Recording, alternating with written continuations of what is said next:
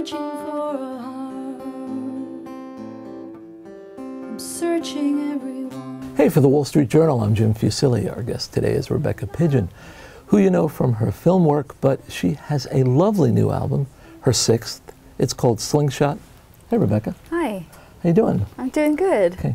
I really love this album. Yeah, and you're in with some really heavy hitters. I mean, Larry Klein produced it. You have Dean Parks on guitar, and Jay Bellerose is the drummer, and some tracks. And yet you're right in there with them, and the songs you wrote are the focal point.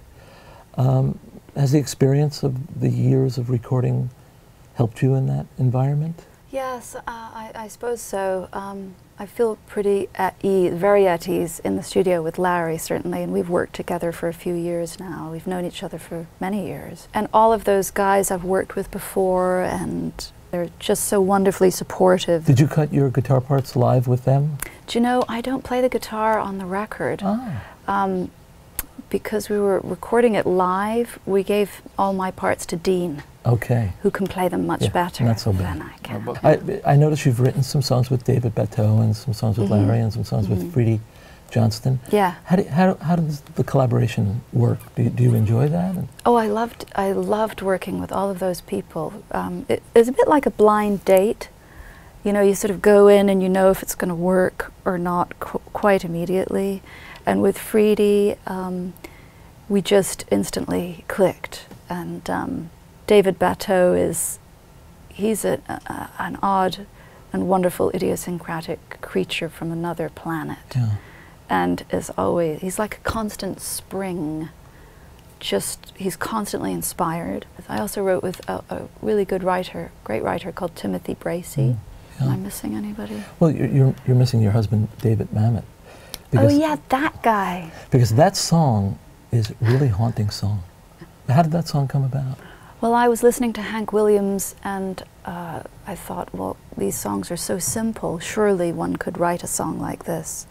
So I tried and found that actually it really came from his own genius. It's really hard to write something that sounds so simple but is so deep. So I wrote the tune and the melody and the idea of Baby Please Come Home Again, and then I said, Dave, do you feel like you can do anything with these lyrics that I've come up with? And he sat down and completely rewrote it and came up with that beautiful lyric.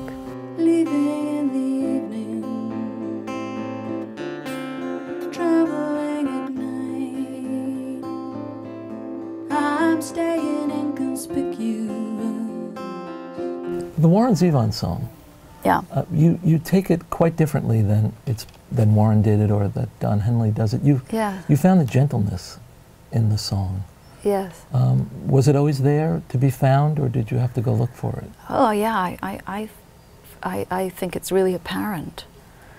It's such a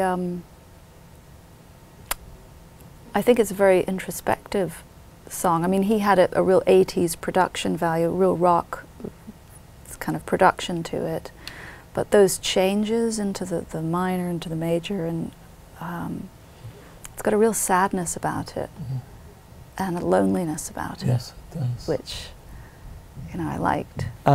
She is Rebecca Pidgeon. The album is Slingshot. You must hear it. You'll love it. And when you're done watching this a few times, migrate over to some of the videos that she's posted on YouTube. Her version of Spanish Harlem is really striking. Rebecca, good to see you. Thanks, Jim. All right. Really nice to be here. For the Wall Street Journal, I'm Jim Fusilli.